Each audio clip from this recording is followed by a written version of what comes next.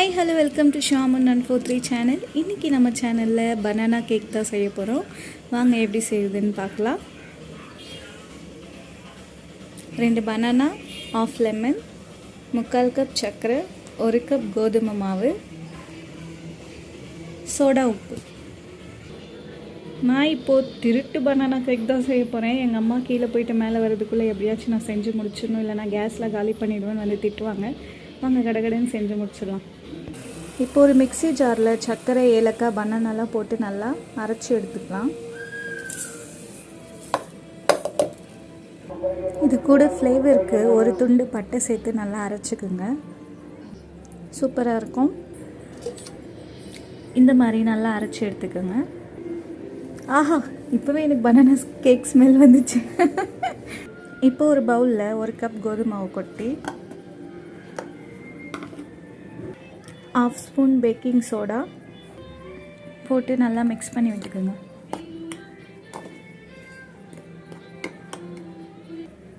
மாவு கூட அரைச்சி வச்சுருக்க பனானா சேர்த்து 1/2 லெமனை ஸ்க்வீஸ் பண்ணி, இது கூட பச்சை பால் சேர்த்து நல்லா மிக்ஸ் பண்ணி விட்டுக்கலாம்.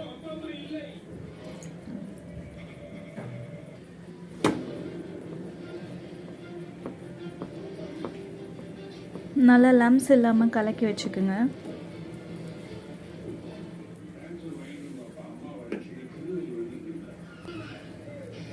கண்டிப்பாக 1/4 லிட்டர் பால் ஆகும். மறக்காமல் வாங்கி வச்சு செஞ்சுருங்க.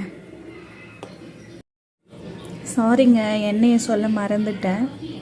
1/4 கப் எண்ணெய் சேர்த்துக்கணும்.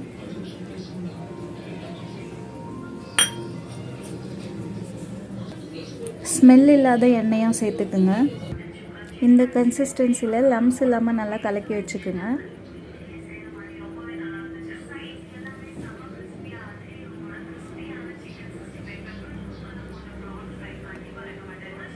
நம்ம இட்லி குண்டானில் தான் செய்ய போகிறோம். வீட்டில் ஓவன் ரிப்பேர்ன்றதுனால நான் ஓவன் இல்லாமல் இட்லி குண்டானில் தான் செய்ய போகிறேன்.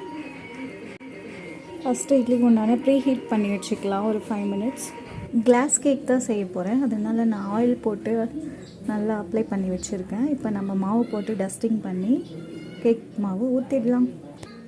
டஸ்டிங் பண்ணி வச்சாச்சு. இப்போ நம்ம கேக் மிக்ஸை ஊற்றி இட்லி குண்டானில் வச்சிடலாம்.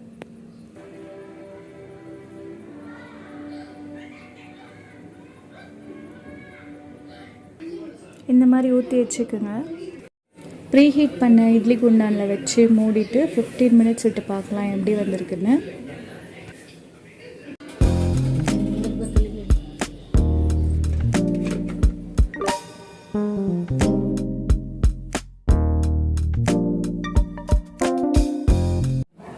ஃபைனலாக ஒரு வழியாக ரெடி ஆகிடுச்சு பனானா கேக். நான் டீமோல் பண்ணி வச்சுருக்கேன். எனக்கு இப்படி தான் வந்துருக்கு.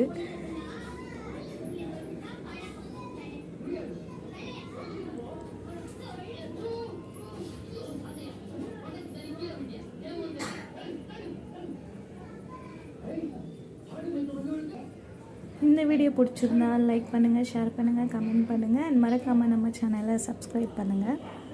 ஓகே ஃப்ரெண்ட்ஸ், இதை பார்க்கும்போதே சாப்பிட்ணுன்னு தோணுமே.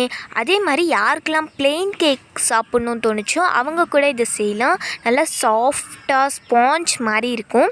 கண்டிப்பாக வீட்டில் செஞ்சு சாப்பிட்டு பார்த்துட்டு கண்டிப்பாக கமெண்ட்ஸில் சொல்லுங்கள்.